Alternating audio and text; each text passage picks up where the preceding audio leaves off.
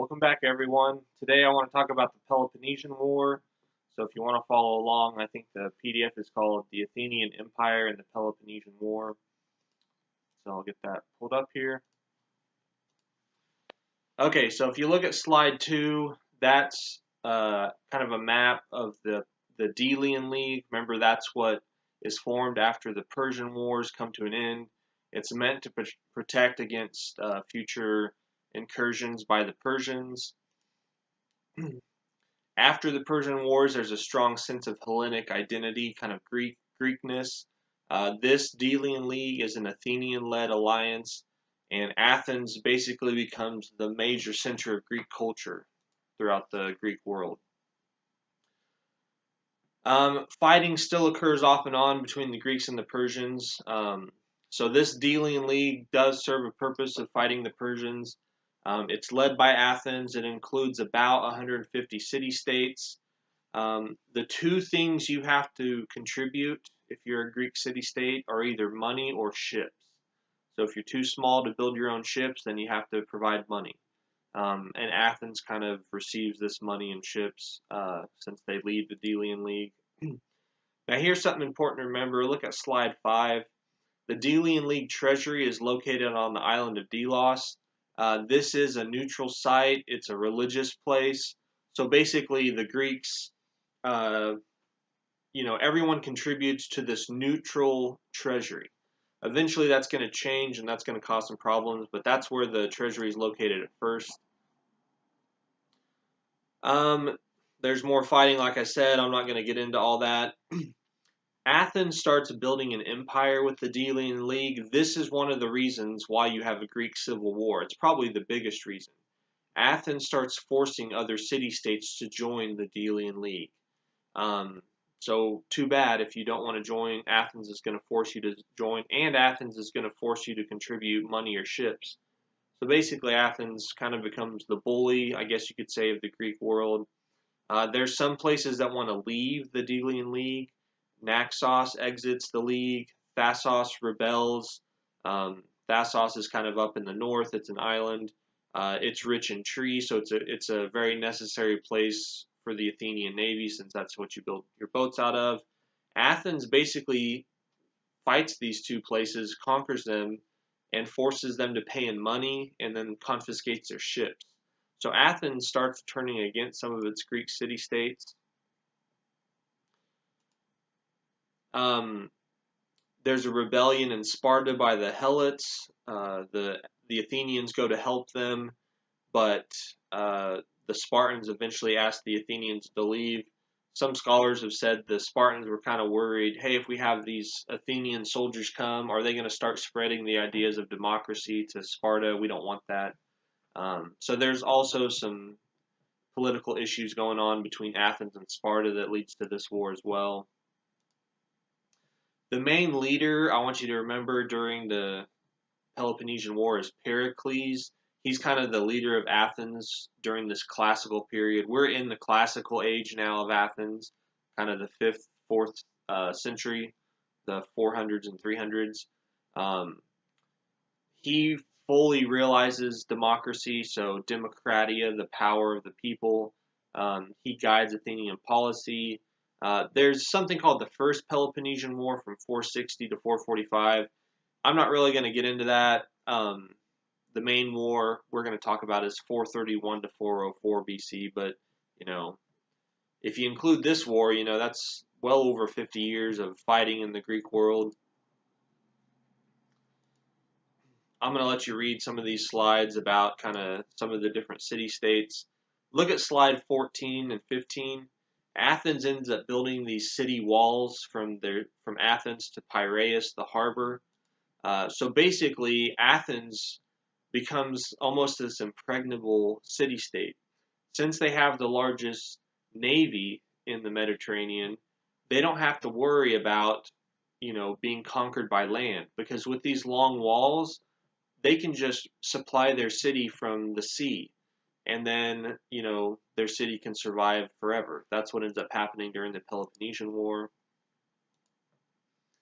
Pericles maybe gets a little bit cocky. He sends expeditions against the Persians and Egyptians. or the Persians in Egypt and Cyprus, has huge, devastating losses. Eventually, Athens moves the Delian League from Delos to Athens. Some historians have said this marks the birth of the Athenian Empire.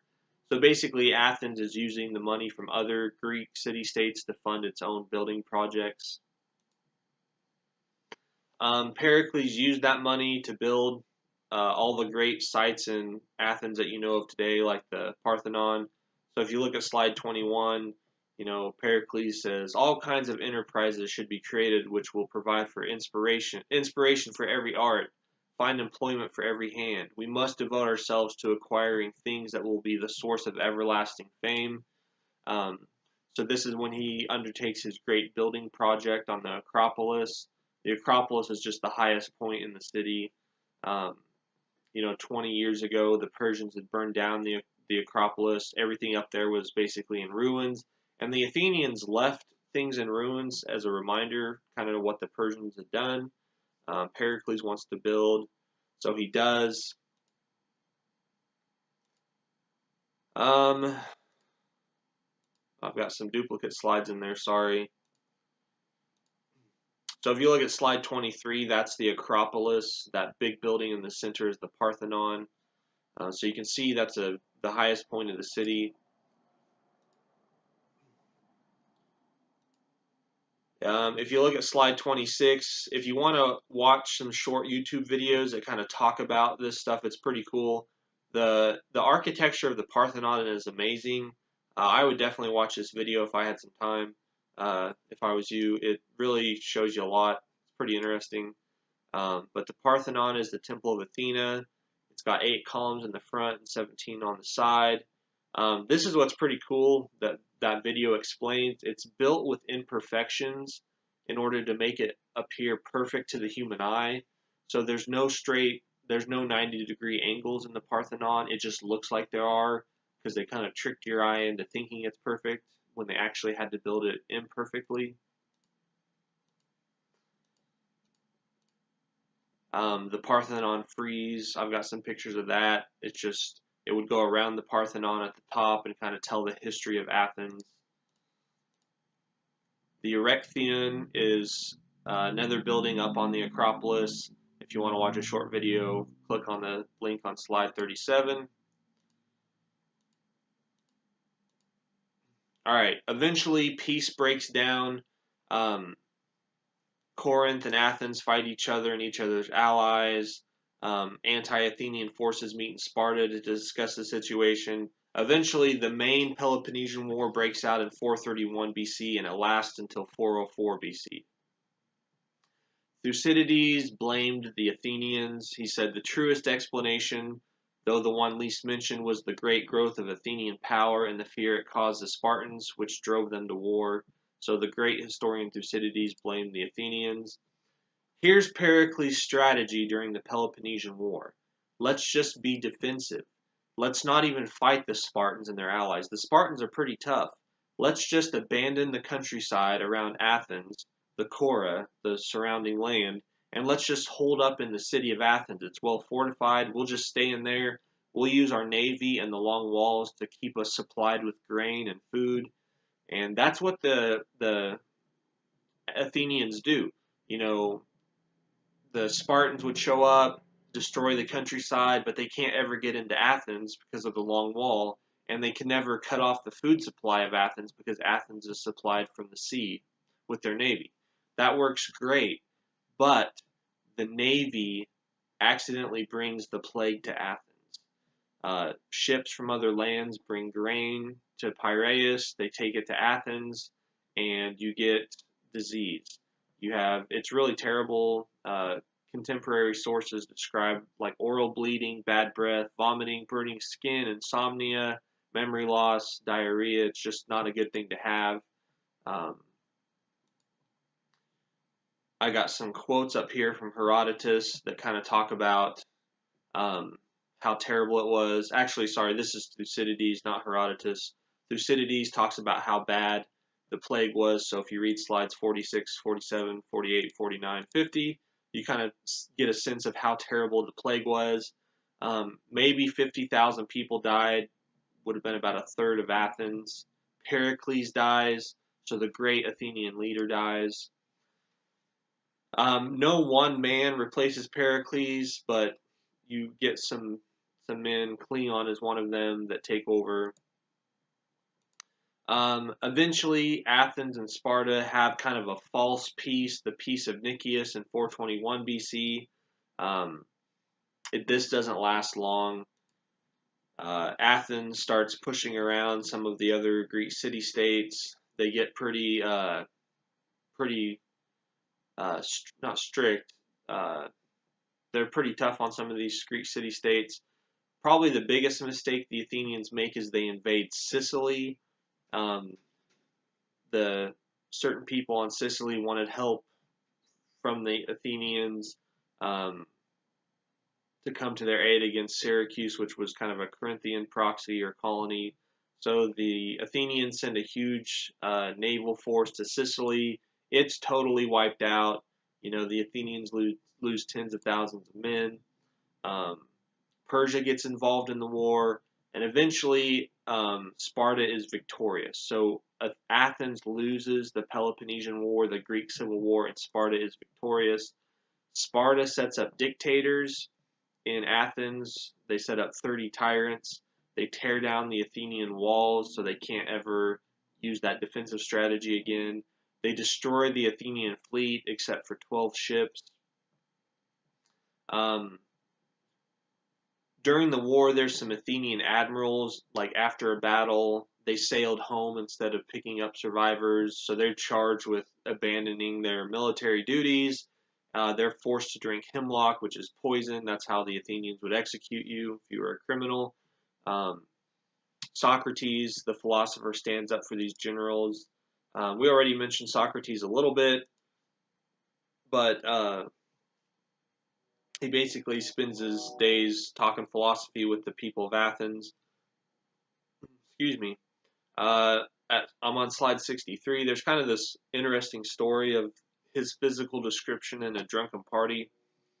I forget who he's talking to, but Socrates is at a party, and somebody decides to have a contest with him about who's more beautiful.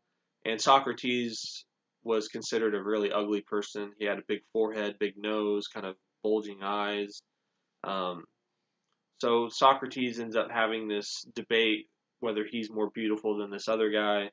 And Socrates basically says, yeah, my nose is really big, but it's for smelling. So the bigger the nose, the more beautiful it is. Because what is beauty after all? It's not just to look at. It's performing a function. If my nose smells better than yours, I'm more beautiful, or at least my nose is, whether or not it's prettier to look at. He says my ears are big, that means I can hear better. My forehead is big, that just means I have a big brain, so I'm smarter than you, so therefore I'm more beautiful. He's critical of Athens during the Peloponnesian War.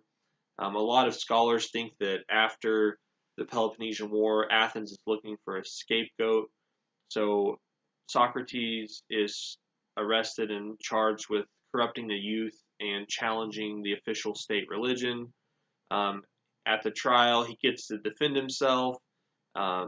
He's found guilty of these crimes. And his response is, they say, what should your punishment be? They let Socrates pick his own punishment. Maybe he'll say, I'll exile myself for 10 years, and then they'll be like, okay, that's a good punishment.